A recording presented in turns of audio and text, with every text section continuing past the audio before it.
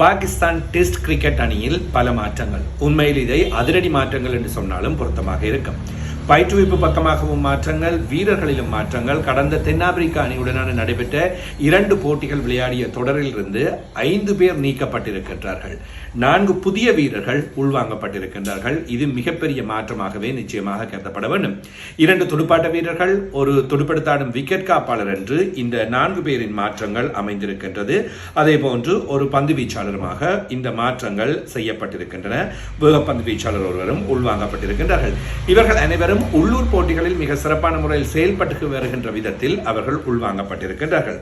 5 வீரர்கள் அணியை விட்டு நீக்கப்பட்டிருக்கின்றார்கள். இதில் அப்துல்லா ஷஃபீக், ஆசிஃப் அலி, அபர் அகமட், கம்ரன் குலாம் ஆகிய வீரர்களோடு ரொஹாலி நைசீர் ஆகிய 5 நீக்கப்பட்டிருக்கின்றார்கள் என்பது இங்கே முக்கியமானதாக அமைந்திருக்கின்றது. எனவே இந்த வீரர்களின் நீக்கத்தின் பின்னர் இந்த 4 புதிய வீரர்களும் அணிக்குள் உள்வாங்கப்பட்டிருக்கின்றார்கள். இதில் அப்துல்லா ஃபசால் ஆரம்ப துடுப்பாட்ட வீரர், இவர் அணிக்குள் உள்வாங்கப்பட்டிருக்கின்றார்.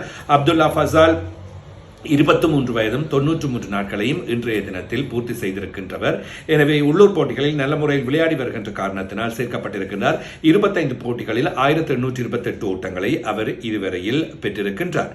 இன்னுமொரு வீரராக இடதுகர துடுப்பாட்ட வீரராக அணிக்குள் உள்வாங்கப்பட்டிருக்கின்றார் அசான் அவைஸ். இவர் 21 வயதை பூர்த்தி செய்திருக்கின்றார். இன்றைய தினத்தில் 21 வயதும் 191 நாட்களும்.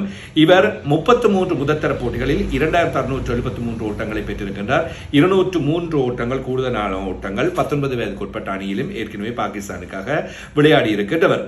அதே போன்று இன்னுமொரு வீரர் கசி கோரி, இவர் அணிக்கில் சேர்த்துக் கொள்ளப்பட்டிருக்கின்றார். 23 வயதும் 34 நாட்களையும் பூர்த்தி செய்தவர். ஒரு நாள் சர்வதேச போட்டி ஒன்றில் பாகிஸ்தான் அணிக்காக விளையாடி இருக்கின்றார்.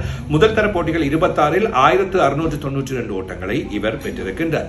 இந்த அடிப்படையில் இவர் அணியில் சேர்த்துக் கொள்ளப்பட்டிருக்கின்றார். அதே போன்று அமட் பட் வலதுகர வேகப்பந்து வீச்சாளர், இவரோ 30 வயதை பூர்த்தி செய்திருக்கின்ற ஒருவர்.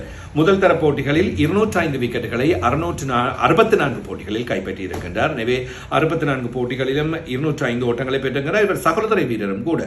துடுப்பாட்டத்திலும் இவர் 2114 ஓட்டங்களை பெற்றிருக்கக்கூடியவர் இந்த 64 போட்டிகளில். இதன் காரணமாக இந்த 4 வீரர்களும் இப்பொழுது அணிக்குள் உள்வாங்கப்பட்டிருக்கின்றார்கள்.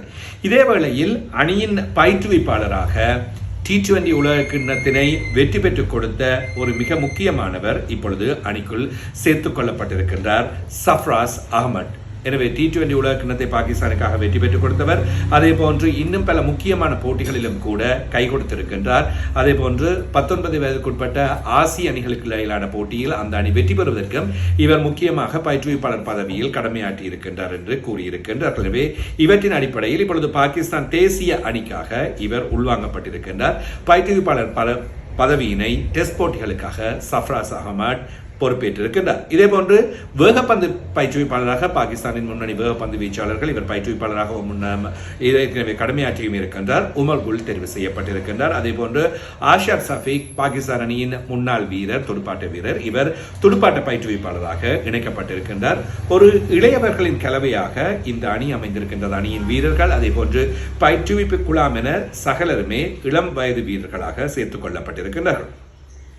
அறிவிக்கப்பட்டிருக்கின்ற பாகிஸ்தான் அணியின் விவரம் இதுதான். இனாமுல் ஹக், அப்துல்லா ஃபைசல், அசான் அவைஸ், ஷான் மஷூட், பபர் அசாம், ஷவுட் ஷக்கீல், சல்மான் அலி அகா, முகமது ரிஷ்வான் விக்கெட் காப்பாளர், கசிகோரி புதிய விக்கெட் காப்பாளர், சயித் கான், அதே போன்று நோமன் அலி, அமாட் பட், ஷாயின் ஷா அஃப்ரிடி, முகமது அப்பாஸ், ஹசன் அலி, குராம் ஷஷாட் ஆகியோரே சேர்த்துக் கொள்ளப்பட்டிருக்கின்ற வீரர்களாகவும் அமைந்திருக்கின்றார்கள்.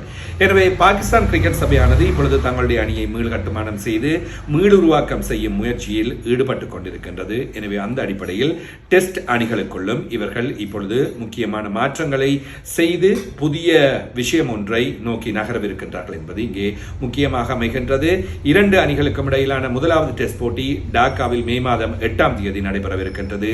மே மாதம் 16ஆம் தேதி 2வது டெஸ்ட் போட்டி நடைபெறவிருக்கின்றது. எனவே பாகிஸ்தான் அணி பங்களாதேஷுக்கு சென்று அங்கே இந்த டெஸ்ட் போட்டிகளில் விளையாடவிருக்கின்றது. எனவே பாகிஸ்தான் மற்றும் பங்களாதேஷ் அணிகளுக்கு இடையிலான இந்த டெஸ்ட் போட்டி விறுவிறுப்பாக இருக்கும் என்று எதிர்பார்க்கப்படுகின்றது.